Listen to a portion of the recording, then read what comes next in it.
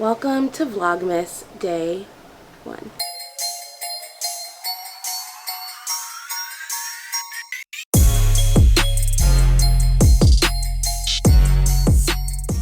Good morning, good people. I hope you're all doing super well. Welcome to the first official video in a series of 25, 26, 24? An upload every day until Christmas. If you have been following my YouTube journey since the start, one, thank you, you are an OG, but also you know that every single year I have this like will she won't she pull back and forth on doing Vlogmas. If you're not familiar, like I mentioned, Vlogmas is essentially uploading a video every single day in December or every single day until Christmas. Some people do the 12 days of Christmas. Some people do a more Hanukkah themed one or Kwanzaa themed, like whatever your zhuzh is. But I'm going to attempt it because, you know, my last 30-day challenge didn't go so well. And I've wanted to do Vlogmas since I literally launched my YouTube channel. I think that was kind of how I got into vloggers and vlogging, was through seeing people's Vlogmas updates. So I wanted the chance to do that on my own channel, and I finally had time in November to sit down and kind of make a plan and get some video ideas going. I have my whole like itineraries planned out, and a couple of this, so there'll be a mix of things. It'll be some vlogs and some sit down things, but I figured since it's been almost a month since I last uploaded, my last upload was before election day, it might be exactly 1 month since I uploaded when you're seeing this, that we needed to do a little bit of a life update and a catch up just so you guys can be up to speed on where I'm at before we take on the next 25 days together. Before I jump in, I need a sip of coffee because it's still early. So I have a few notes just because I didn't want to leave out any important updates, but for the most part it's just us. We're just talking. This is a coffee chat, I guess, so grab a beverage of your choice, curl up with me, and let's catch up really quick. Like I mentioned, the last video that I uploaded was right before election day. So I uploaded that video and then I went to my dad's for a couple of days. I think I uploaded that on a Monday. I went to my dad's that Monday afternoon, like literally a few hours after I uploaded. Sorry there's a ton of noise. It's a little bit warm, so my window is open, and it's also a really rainy Monday morning, so all the elements. Are you guys on a weird angle? Let me bring you more into the fold. I think that's a little bit better.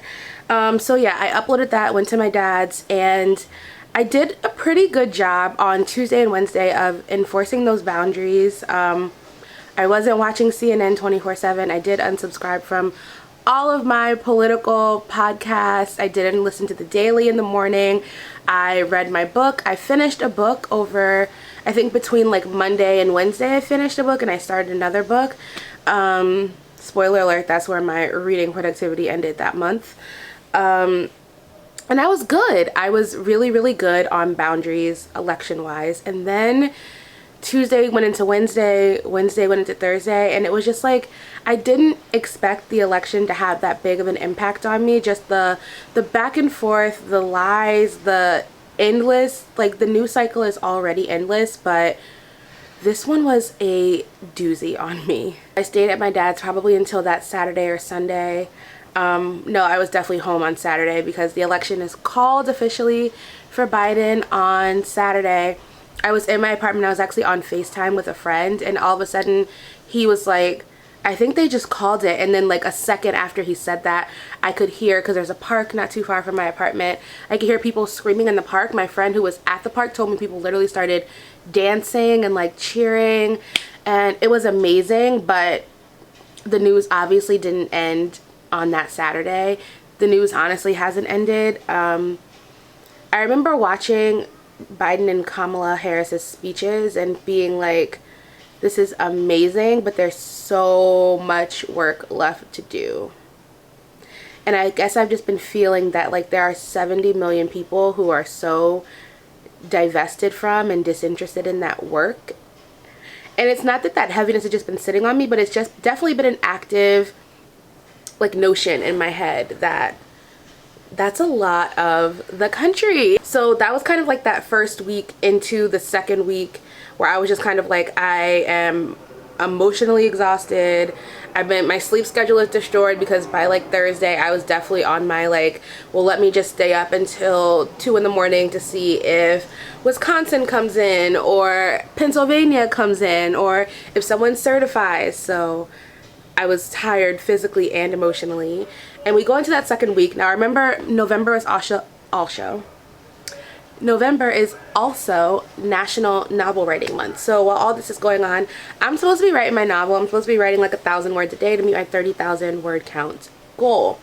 So that whole first week, I barely wrote a word. I don't even think I opened my project on Scrivener for most of that week.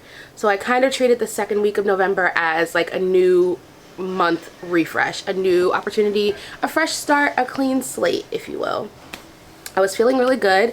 I started a Nanowrimo vlog, which if you're watching this, you clearly know that that is not a video on my channel. So I will insert some clips from that video here. I just wrote 1,784 words, completing, I think, some of roughly lots of holes and gaps, but another scene in the first chapter of this novel. And I can't believe I just wrote that much. Like, I really thought I was gonna sit down and like struggle through getting out like 500 to 600-ish words, but the fact that I wrote even more than I wrote this morning is, it feels very good. So that means that this writing session, my writing session total was 1,784 words, bringing my total NaNoWriMo word count to 2,784 words on my first official day of really drafting, and I feel pumped. I just wrapped up that writing session. I ended up writing 809 words, which is a little bit under what I wanted to hit, but still really good. The scene that I'm writing is a tough one because it's a scene where like my main character's like downward path starts, or what she thinks is her downward path starts, and it's exciting, but I'm finding it hard to write the dialogue of one of these, like, not even secondary, really, like tertiary characters who's really, her only job is to kind of like deliver bad news. And I still feel like across the board my dialogue just doesn't feel like it's all in the right voice, but I'm trying to get over my desire to have a perfect first draft and just work on getting words on paper. So I don't know what my writing will look like for the rest of the day. I may be able to take another 30-minute writing break in the middle of the afternoon between meetings.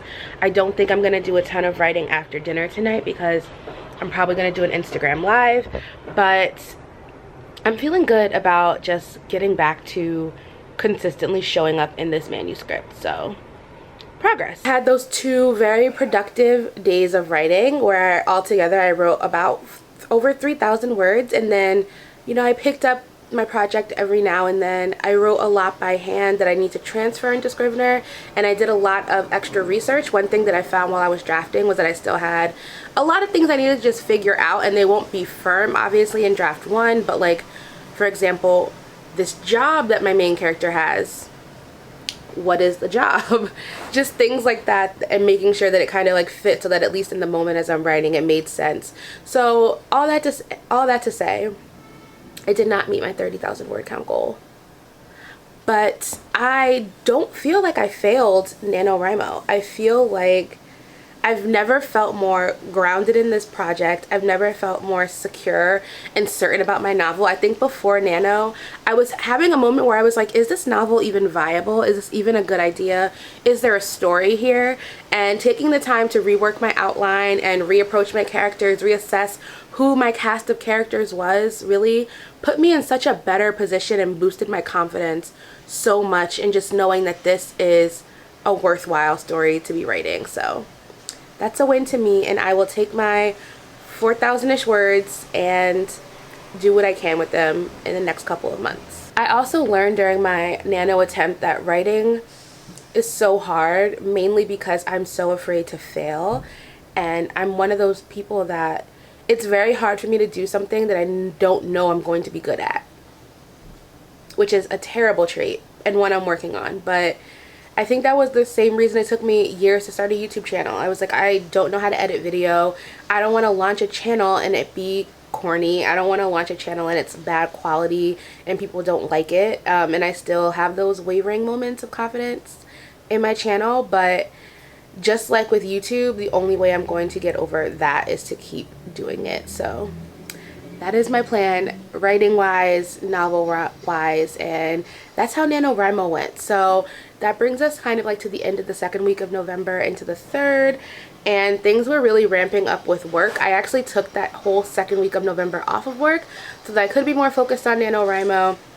There were tons of other things that happened, like in my personal life, like with my family, my dad, my parents. There's just a lot going on. There's a lot going on. So while all this is happening, daylight savings ends, and all of a sudden we go from 2 o'clock in the afternoon to 11 p.m. every single day. And normally I do better when the days are darker earlier, but the morning gets lighter earlier. I just think daylight saving time is dumb, and this one hit me really hard. It was already a lot going on. My sleep was already off, so I tried really hard to get back on track with sleep, which I was successful some weeks, less successful in others. For example, today is the 30th when I'm filming this. Last night I was awake until 2 o'clock in the morning just doing work, which is problematic. So daylight savings hits me hard. I'm really lucky that my therapist is very proactive and started sending me just like reminders and helpful tips to help deal with it, and those have been helpful. And maybe that'll be a Vlogmas video. I'll share some of those daylight savings seasonal affective disorder tips with all of you, but that also was thrown into the mix. And now we're in week 3 and I get an opportunity that I did not foresee coming. I'm going to talk more about this in tomorrow's Vlogmas video, so make sure you're subscribed and turn your notifications on. But I get a job offer. I totally didn't see it coming, but it was exactly what I needed, exactly when I needed it, and I'm so excited. So I took a job as a digital strategist. So I've been in the process of transitioning out of my current job into my new job. This is my last week at my current job. If you guys don't know, I've been working as a communications manager for a program with the city of Philadelphia for the past almost 2 years. And yeah, so now I'm leaving, wrapping up everything at that job over the next 3 days. My last day, you'll be seeing this on Tuesday. My last day is on Thursday. I do plan on doing like a last day vlog, so make sure you're tuned in for that. But yeah, that kind of like was also a big thing where all of a sudden everything was different. Like I needed to get ready to step into this new role that's going to be completely different, completely a change of pace, completely a different set of my skills.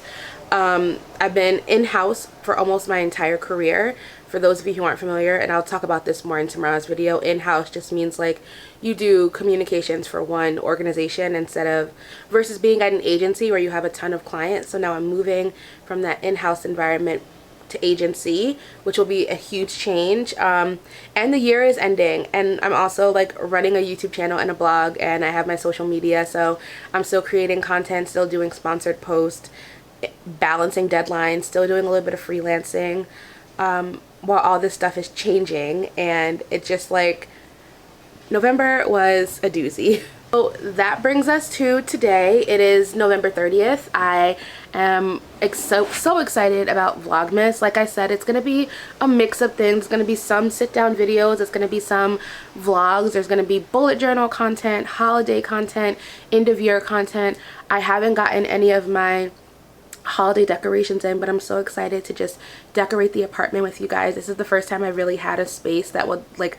lend itself to really being decorated. I don't want to go heavy like green and red in the decorations. I want to keep it more calm and neutral, so we'll see what I can find. I just want to say thank you to all of my new subscribers and my OG subscribers. You are amazing. I appreciate every comment. I try to reply in a timely manner. I know I don't always, because as you've heard, there's a lot going on over here. But I'm so grateful for all of you. I hope you all had a very safe and healthy holiday, and that you all are just doing well and staying safe, staying inside, staying isolated, staying masked up.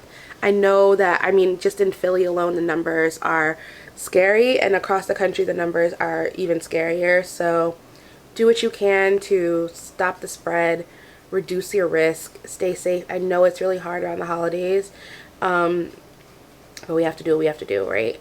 So that's where we're at. Like I said, be sure you are subscribed and that you have your notifications on so you don't miss any Vlogmas uploads, and I will see you all tomorrow.